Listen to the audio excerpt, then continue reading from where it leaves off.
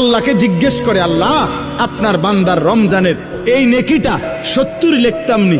আল্লাহ বান্দার দিকে তাকাইয়া যখন দেখে গুনাহ থেকে মুক্ত, আল্লাহর জিকিরে তার জিহ্বা ভিজা, আল্লাহর মহব্বত তার কলিজার মধ্যে, সুন্নাত মোতাবেক তার জীবন, আল্লাহ তখন বলে না 70 না 700 লেখো, 700, 7,000 লেখো, 70,000 লেখো, 7 লক্ষ লেখো, 70 লক্ষ লেখো, 7 কোটি লেখো, 70 কোটি লেখো, 70,000 কোটি লেখো।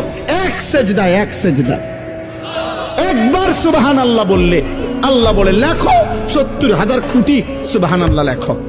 কোন বেলায় আল্লাহ মহব্বতের জোশে, আল্লাহ তার মায়ায় আল্লাহ বলে, ফেরেশতা তুমি লিখো না, আকতুবু, আমি আল্লাহ নিজেই লিখবো। এই নেকি তুমি দিয়া পারতা না, আমি দেবো আমার বান্দার নেকি। বলেন বাপ, বলেন।